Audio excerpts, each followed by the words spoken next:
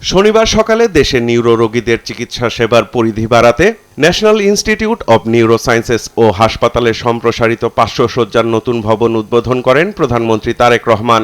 উদ্বোধন অনুষ্ঠানের সঙ্গে ছিলেন তার স্ত্রী কার্ডিওলজিস্ট ডাক্তার জুবাইদা রহমান।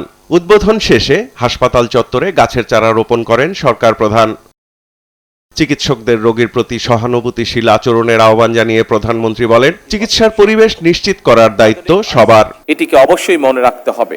চিকিৎসা সেবা এবং চিকিৎসা পরিবেশ নির্ভীক করতে সকল দায় দায়িত্ব চিকিৎসকের একক নয়, বরং আমি মনে করি চিকিৎসক, রোগী এবং রোগীর উদ্বিগ্ন স্বজন এই তিনটি পক্ষের মধ্যে পারস্পরিক আস্থা, সম্মান এবং সহানুভূতির সম্পর্ক বজায় থাকা অত্যন্ত জরুরি। বলেন, চিকিৎসাকে জাতির অর্থনৈতিক ও সামাজিক উন্নতির চাবিকাঠি হিসেবে বিবেচনা করছে সরকার। বর্তমান সরকার স্বাস্থ্যের অধিকার কেবল মৌলিক অধিকারই নয়, এটি একটি জাতির অর্থনৈতিক এবং সামাজিক উন্নতির চাবিকাঠি বলে মনে করে। চিকিৎসা ব্যবস্থার উন্নয়নে সরকারের নানা পদক্ষেপও তুলে ধরেন তিনি। শিশুদের শিক্ষা ও স্বাস্থ্যের প্রতি বিশেষ নজর দেওয়া আমাদের সকলের দায়িত্ব এবং কর্তব্য বলে আমি দৃঢ়ভাবে বিশ্বাস করি। সেদিকে লক্ষ্য রেখে বর্তমান সরকার শিশুদের জন্য নতুন শিক্ষা কারিকুলাম প্রণয়ন করছে।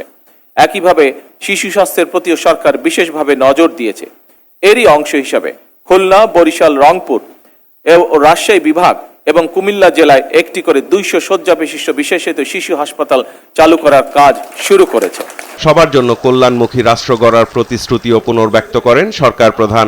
সরকার এমন একটি কল্যাণমুখী রাষ্ট্র প্রতিষ্ঠা করতে প্রতিশ্রুতিবদ্ধ, যেখানে চিকিৎসা পাওয়ার জন্য কোনো নাগরিককে দেশের বাইরে হয়তো যেতে হবে না, কিংবা কেউ অর্থ অভাবে স্বাস্থ্য সেবা থেকে ইনশাল্লাহ বঞ্চিত হবে না।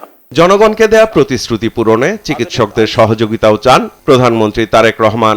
আপনাদের মাধ্যমেই নিশ্চিত করা সম্ভব এই বিষয়গুলো। সাইফুল রিপন, দেশ টিভি, ঢাকা। আমি আমার বক্তব্য শেষ করছি। আল্লাহ হাফেজ।